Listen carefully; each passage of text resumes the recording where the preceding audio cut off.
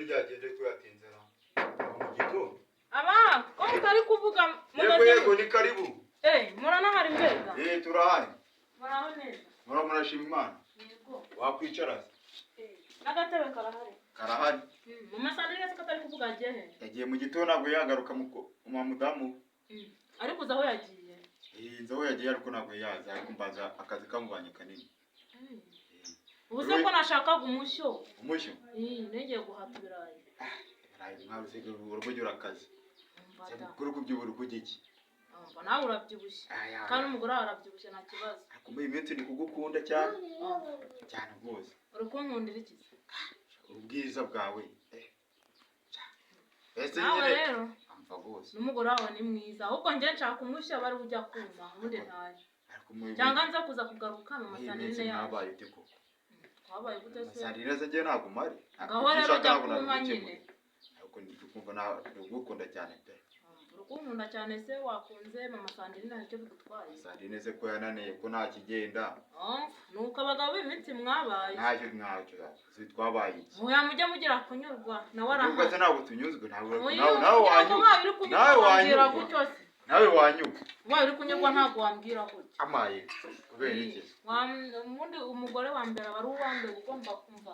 akagushimisha nawe ukamushimisha nta kibazo ariko nyina ntabwo ukora byose ushaka mbese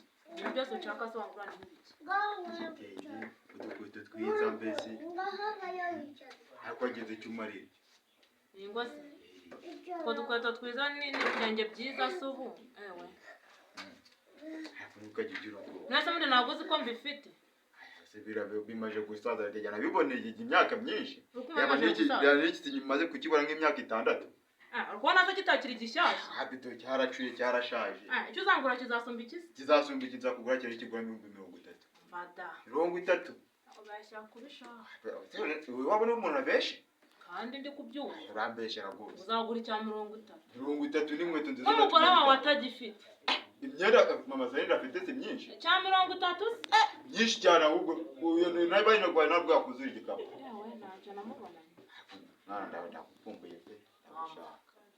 nshaka se ntabwo washatse nanjye kandi narashatse nturetse kuko gushaka sibyo byiza ahubwo tugende ugira uko ngenza mu cyumba mwana mugenze gute kandi mu cyumba nyine nawe byiza kuri umuntu mukuru tugenda reka kandi nawe uri kugira ngo Sandrine mwana azadusanga aho ugira ikibazo ariko ntago araza wavuze ko yagiye karara azaje kudusanga aho akazi ndabize yagiye muri ndabize aratiza ntago azavuga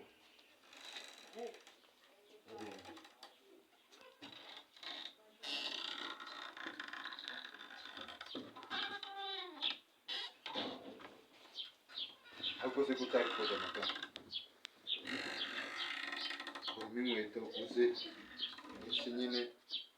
ako nawe usiga ariko urazambeshanya ntabwo uzakubesha ariko bigira ikibazo guca inyuma y'umugore wawe uri kumva ibyo bintu ari ako wapiwe ntukagira ikibazo ariko kandi nawe ibi bintu ntabwo ari byo urama ariko wewe ufite ikihe kibazo ahubwo ukumva ibintu ari byo ako ntukagira ubwoba Sandrine ntabwo ariko ntagaze ariko ufite ubwoba ntukagira ubwoba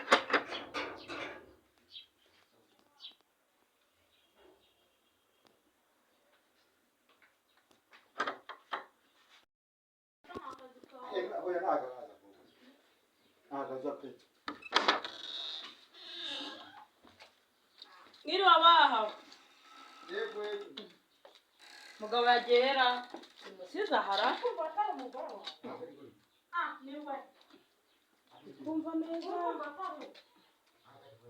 kabonye umushyitsi se sinabimenya amatwi yanjye ari kumva neza cyangwa nifite ikibazo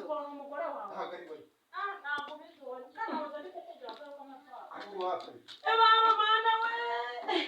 ibisubizo ibyo ndi kubona nibyo cyane ntabwo ndi kubona baba we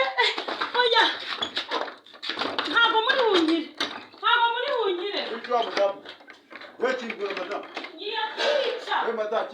ngiye kubica ubuyobozi ntabwo iby'ubuyobozi nabyumva ndabiciramo hano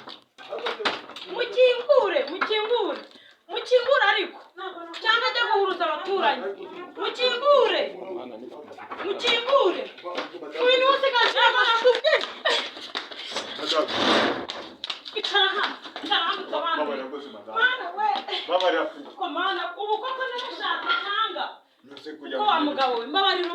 nkubwiza ukuri ni igiki wamburanye gituma unca inyuma koko nawe urabizi ubuzima ni igiki wamburanye ubuzima buragora mama ubu se narintinze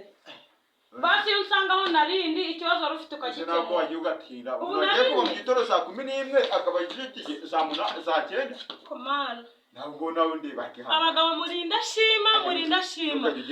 oya